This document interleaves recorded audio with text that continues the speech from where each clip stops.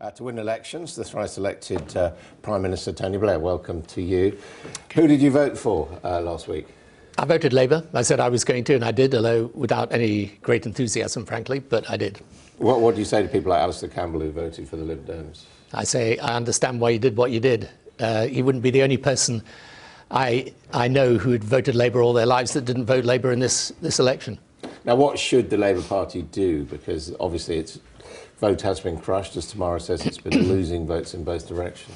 Yeah, it should stop equivocating, basically, and come out to a clear position. And that position, in my view, should be in favour of going back to the people, but it should do so after we go through a proper process in Parliament. And this is part of the problem, which is that people are looking for a compromise on Brexit. Because if you're a responsible politician, you're looking at the country. What do these results tell you? Well, you can argue about the Brexit party coming number one, but then if you stack up the votes of the pro-Remain parties, it's a bigger percentage vote than the Brexit party and UKIP. So what these results really tell you is the country's profoundly divided. So what people look for is a compromise over Brexit. Unfortunately, that's not possible. You can get a compromise over the right process to reach a final decision, I think, even though that will be very difficult. But there is no Brexit compromise, because the one compromise that would make sense, which is a soft Brexit, in other words, Britain stays in the trading system of the European Union, even if it leaves the political system, that's a compromise that just doesn't work, because those people who voted for Nigel Farage and voted for Brexit want out of that trading system. That is integral to their case. Their point, and I think you'd probably agree with this, is that we'd be leaving, but we'd still be subject to European Union laws, which they don't want. Right, and because, of course, Brexit is based essentially on a myth, which is that we're not in control of our own laws, when we obviously are for the vast bulk of what this country needs to do for its future. The Brexiteers have been driven to focus on the single market and the customs union as the things that destroy our sovereignty, even though, by the way, it was a Conservative Party that first initiated these things. So you're in a situation, therefore, that the compromise people seek over Brexit, which is a soft Brexit, i.e. you stay in a relationship rather like Stephen Kinnock and Lisa The problem is it comes from a very well-intentioned place. I completely get why people want to do it. But if you're a Labour Party politician, you're worried you're hemorrhaging votes to the Brexit party because you've not been clear about Brexit, and you come out with a soft Brexit that the Brexiteers say is a betrayal, you're going to be no better off. In fact, you're going to be worse off, because you'll have alienated the people who want to remain from the Labour Party, but you won't have given those people in these traditional working class Labour seats who have voted Brexit, you won't have given them a reason for coming back to Labour. But you see, that's the problem, because suppose Labour moves in the direction of openly backing another referendum, it loses Bolsover, it loses Mansfield, it loses all those constituencies, it loses Gloria De Pietro's constituency. Right, so that's the challenge. So what would I do if I was... right. It's to realise that there isn't a Brexit compromise, and you've got to do two things. There's one of two ways of resolving this. There's a sensible way, and then there's a not-so-sensible way. I fear we'll go in the not-so-sensible way, and let me come to that in a minute.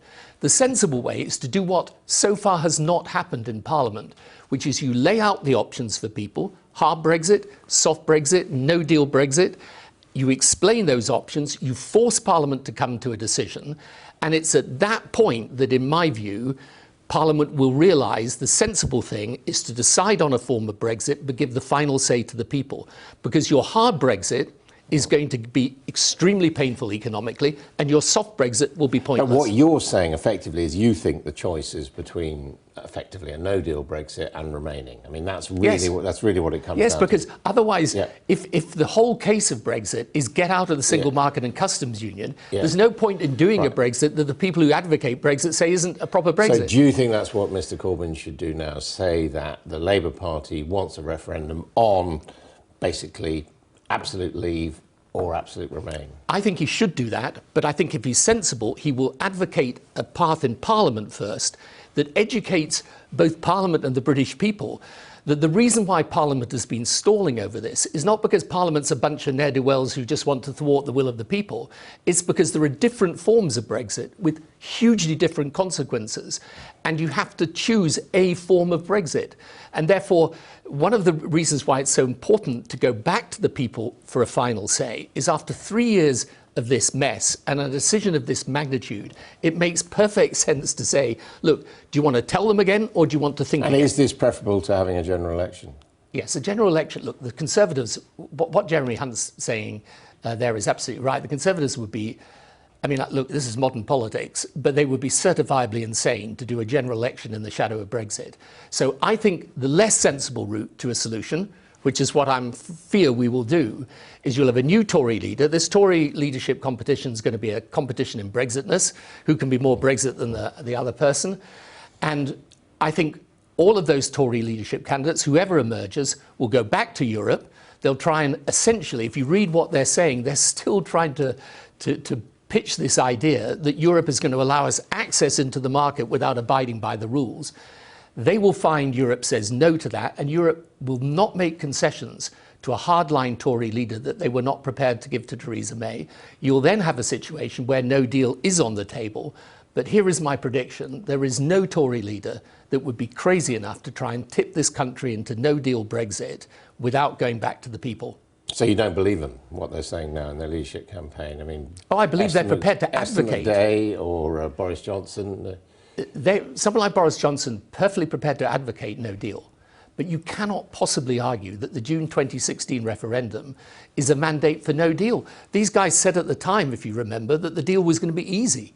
They said, you know, the Germans would be queuing up to give us what we wanted. So I don't think any of them, because, you know, if you're a Tory leader and you really want to own no deal for the Tory party, I mean, one of the things that amazes me is how the Conservative Party, that when I was growing up used to be the sort of common sense party, if you like, has now become literally this sort of Farageist grouping. I mean, it's for the Tories to put themselves in the position of that narrow nationalistic viewpoint is an extraordinary thing for them to do. But if we come down to this referendum which you're advocating, there is a chance, isn't there, that people out of patriotism, national pride say, well, so be it, let's get rid of the European Union. There's a chance of that. How likely do you think that is? I don't think it's likely. I think if you mount a proper campaign and put the arguments in the proper way, you will bust apart the essence of the Brexit case, which is that we're not a sovereign country when we obviously are. But you see, that's the problem there. You might have mounted a proper campaign, but we haven't had a proper campaign. Mrs May, Jeremy Corbyn, they didn't do interviews, they didn't debate each other, they didn't go on the public stage during this recent election campaign and, frankly, in previous elections. I mean, that's what the country lacks, isn't it, is leadership. Yeah. Absolutely, it's what it lacks. And I think if there is a new campaign, you will find that it's a much more equal type of campaign, because the arguments of the Farages of this world are going to be answered properly. Who is the person to take on Nigel Farage? It's not. I don't think there's one person that takes him on, as it were, but I think that anybody who gets into this campaign with the right set of arguments is going to find, you know, they can have the argument in the right way. Look, if you think of the challenges facing this country on the health service or taxes or public spending, living standards, inequality, climate, you know, any of these challenges, Brexit is not the answer to any of them. The answers are to be found here in this country. But you see, the problem is that, you know, Nigel Farage is probably the most persuasive communicator around, and unless he's taken head on, he might win the other way. Well, he will have to be taken head on, but he will be. And who will do it? Well, I think a range of people will do it, but... Well, give us some names, because I'm scratching my head. I know it's like choosing the names now, because I think it would be difficult and invidious, but look, in the end, if you have a fresh campaign, I think it will allow us, in the light of 3 years of experience, to go back into this argument. And by the way, when people say, well, isn't there a risk that then people will vote for hard Brexit or no-deal Brexit? I'm afraid if that is honestly what the British people want, with all the information they now have after the last 3 years, we're going to have to make the best of it. But then you can take the Kenneth Clarke argument, and he just says, look, the problem is referenda, that our relationship with Europe is a complicated technical matter, should be handled by the people, and we don't want to go back and ask the people again, look what happened last time, would be his argument. Yeah, and I get that 100%, but here's the problem, Ken. We had a referendum. Now, I think the one person who made a speech in the 2015 election saying, do not have a referendum on Europe, it's the wrong issue to try and resolve. You started it, though. I mean, you promised referendums on the various European treaties. I promised with some... had to be persuaded somewhat, but yeah, of course. But No, I was for a referendum if we joined the single currency. I think if you're a government that proposes a change, a huge change in the status quo, I think there is a case for having a referendum. I think what there is not a case for doing is having a referendum on the status quo when you, the government, actually want to keep the status quo. That's an incredibly dangerous thing to do, because it lands you in the situation where we have been landed in, where you as a government are then forced to deliver something you profoundly don't believe in. What do you think of Mrs. May? What are your feelings for her? So I feel very sorry for her on a personal level. And, you know, I know how difficult the job is. So personally, I'm deeply sympathetic, and I wish her nothing but good luck in the future. But obviously, I don't agree with her on Brexit. She rebuffed you. I mean, you offered to meet with her and talk to her, and she didn't want to do that. I mean, is that right? Well, we did actually have a conversation, and I honestly think she tried to do the best for the country. But in the end, the problem with this Brexit business is that it's a binary choice, and this is the difficulty. And as I say, I completely understand why people think, well, isn't there some way we can keep everyone united and on side with each other? I'm afraid it's such a destiny-changing decision that the answer to that is no. You can maybe unite people around a process for reaching the decision, which is why I think if you did this in the way I describe, a proper process which we've not had yet in Parliament, and then a decision by the people, you might get to greater unity. But you're not going to find a compromise on Brexit itself. And you know, as I have tried to explain to her and to others, in the end, the choices on Brexit, you know, one is a suit and one is a dress, and you can have bespoke versions of both, but they're different. You know Boris Johnson, you've come across him as a journalist and various things. Is he someone who is fit to be Prime Minister? I know you don't agree with his politics. Look, I wouldn't vote for Boris Johnson as Prime Minister. That's pretty obvious. You know, I'm not going to get into fit or not fit. That's a pretty heavy thing to say about someone. Well, it's been raised by candidates like Rory Stewart. Yeah, but you know, in the end, that's a Tory leadership campaign. They can have their leadership campaign. My worry is less about Boris Johnson than that the position that he represents. And that position is a position where, and this is the fundamental problem with these Brexit people, they are uniting two groups of people to get Brexit who fundamentally disagree with each other. One group of people like some of my former constituents who actually worry about globalization, worry about things like immigration, and want a halt to the way the world is going. The other people like Boris Johnson are ultra-Thatcherites. And they put these two bits of this coalition together. And the real danger if we do Brexit is that you're going to get to the situation where if you tumble out of Europe, for example, with a hard Brexit or no deal Brexit, Boris Johnson's going to be wanting to go in the direction of deregulation, lower taxes, smaller state, and the foot soldiers that delivered Brexit are going to be going in precisely the opposite direction. It's one of the reasons why, you know, if you get to another referendum, it's going to be a very simple argument. Do you want to carry on arguing about Brexit for years to come, or do you want to switch out of this complete diversion from the real challenges of the country and get back to facing those challenges and dealing with them? If the Tories make a mess of it, Brexit's unresolved and we have a general election, do you think Jeremy Corbyn would win it? I think it all depends whether it happens in the shadow of Brexit. If Brexit's an issue at the next election, the Tories are at risk. If it's not, then obviously they're in a stronger position. But at risk from Jeremy Corbyn as he stands now? Well, it's a whole other topic. But look, it's no secret I don't agree with the direction the Labour Party's gone in under Jeremy Corbyn. But I think if Brexit is unresolved and you have a general election, then the risk for the Tories is the risk they ran in 2017, and then more so. And the risk for Labour? The risk for Labour is if it doesn't put forward a set of policies that can command support in the centre as well as on the left, then it can't get to a majority. And that is essentially on Europe. I mean, Mr. Corbyn's got to move on Europe. Well, I think on Europe, he's just got to come to a clear position. I mean, the one thing that's very obvious is that both party leaderships have made the same mistake, which is to think that it's possible to sit on the fence on Europe and appeal to both sides. What the European elections show you is that isn't possible. I mean, he celebrated his 70th birthday at the weekend. I don't know if you sent him a card or not. but, look, I tend, when people get to that stage, they probably don't want reminding. But all right, well, that's how I feel, and I'm younger. Yeah, well, is he the man to lead the Labour Party still? I mean, Look, there's questions about the leadership, but those are for another day, in my view.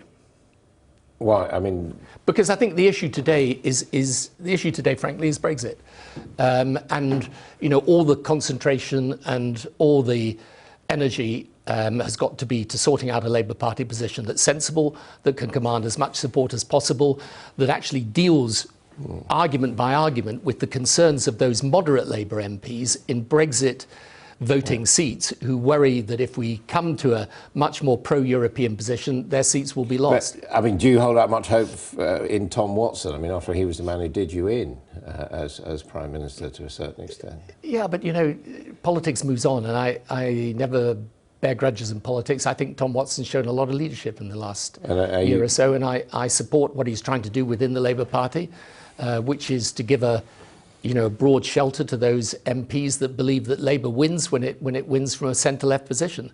And, this is an unresolved debate. Are you talking to each other, you and Tom Watson? Yes, of course. I mean, I talk to a lot of Labour MPs.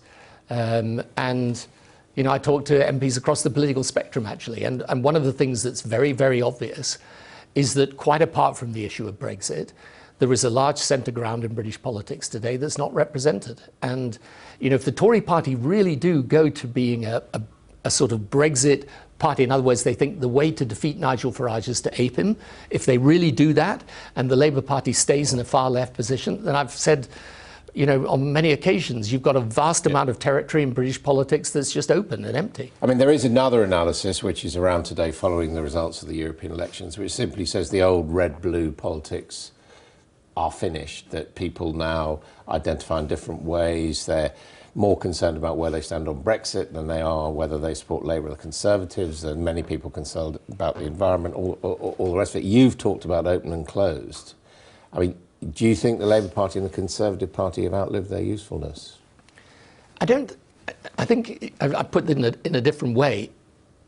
If they retreat to ideological extremes of left and right, I think they will make themselves irrelevant to the challenges of the future. But I think it's perfectly possible for either of those parties to recapture the basis upon which they won elections. I mean, it's happened across Europe in these elections. Yeah, it has, you're right. And if you look, it's because the lesson of these European elections is, yes, you have had a certain populist surge, although not actually as much as people think. But you've had a move away from right, and you've had a big move forward. I mean, actually, the big winners in Europe have been those liberals and Greens. So, yeah, no, I do think, what it shows you is people's traditional allegiance. When I was growing up, there were people who would vote Labour no matter what, and there were people who vote Tory no matter what. It wouldn't matter who you put up, what the position of the party was, they would simply vote for the party, for the tribe. I think that party allegiance has weakened in today's world. I think the sociology of politics has shifted. And therefore, I think if the two main parties go off to the extremes, or they become just the guardians of the status quo in circumstances where people want change, then you will get new political groupings formed. The point I'm making to you is that the Tory party or the Labour Party, it's open to them to go back to more sensible positions. It's just at the moment they don't show any signs of doing so. Bearing that in mind, in their meeting today, the present European leaders, who should be the next EU presidents? Yeah, well, I've always taken the view that you should, for the president of the Commission, you should get the most competent person for the job. I don't think it matters. Manfred Weber doesn't exactly inspire, does it? Well, you can go through each of these candidates. The important thing is, I mean, all of these candidates are people that those who will make the decision, and after all, it's the leaders of sovereign nations who will make those decisions. All of them have worked with all of these candidates. Actually, I think it's pretty good range of choice in those candidates. So they should choose the most capable person for the job. That's the sensible thing. Barnier? Well, he's one of the options. There's about 4 or 5 different candidates, and he's a perfectly competent person. For the Commission, you've got to have a competent executive. For the leadership of the Council, then that's someone, I think, who can also speak for Europe and give some sense of vision. Do you think Merkel might be interested in one of those jobs? Well, she has constantly said not, so I think you've got to assume that she isn't. And just final question, we don't know the answer to this question, but how do you feel? Do you think the UK is ever going to leave the European Union or not? I think, but you've got to aim off for the position I hold. I think it is more likely now that we will have another referendum, and more likely that therefore we will vote to stay in the European Union. But I think we live in an era of unique unpredictability, and there are so many different variable factors before we reach that point. But I think the only way you're ever going to bring this country back together is through a reasonable process for deciding whether we really want to leave Europe or we want to stay. And then hopefully the emergence of a political coalition and a government that address the true challenges of the country, of which, by the way, as I constantly say, the forthcoming technological revolution is the single biggest challenge we face, and no political party in this country is yet even addressing it.